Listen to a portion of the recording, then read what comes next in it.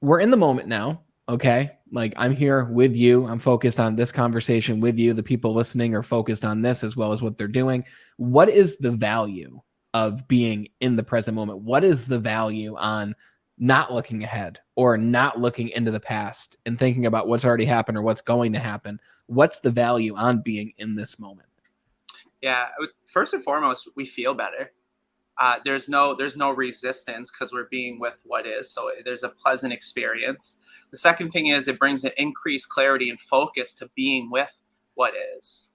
If we're thinking about something in the future and then we're trying to navigate something that's right in front of us, we're less capable to navigate what's in front of us because we're being distracted. It's like driving while you're on the phone. You're not going to be as good as a driver if you're trying to multitask, which we can't literally do, while you're looking at the phone. So it's the same thing about probably one of the better analogies. You think of the vehicle in a car, distraction as the phone. Well, vehicle is our body, our system, and distraction is our thought.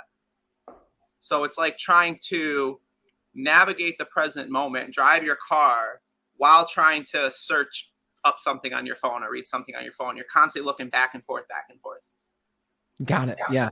So when we're in that present moment, what if the present moment for someone is a painful moment? What if someone just experienced a breakup? What if someone recently got let go of their job and now they're in the present moment and they're okay? So again, I think I'm answering my own question. Then the thoughts come in while they're on the couch or while they're doing whatever they're doing of I'm alone, I'm jobless, I don't have much going on for me right now.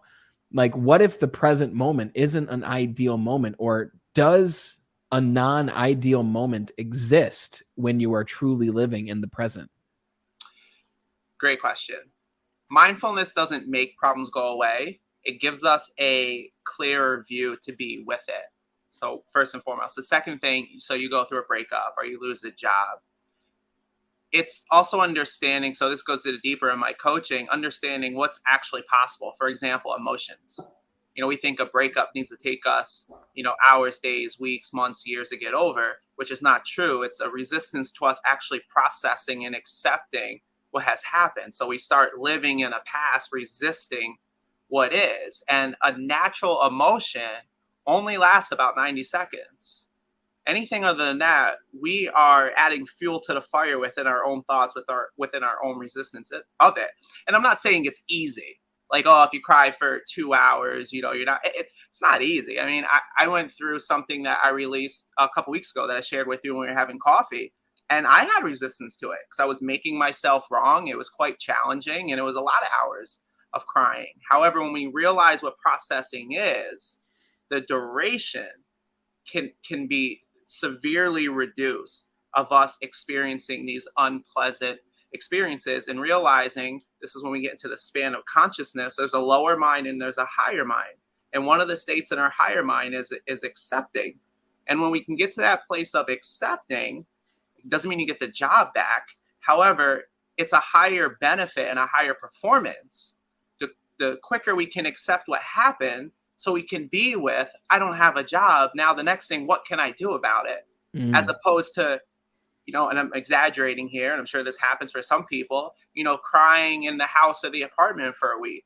Well, that's 6 days more longer than maybe someone who got to acceptance needed to break down. And then maybe by the end of the week, they have another job.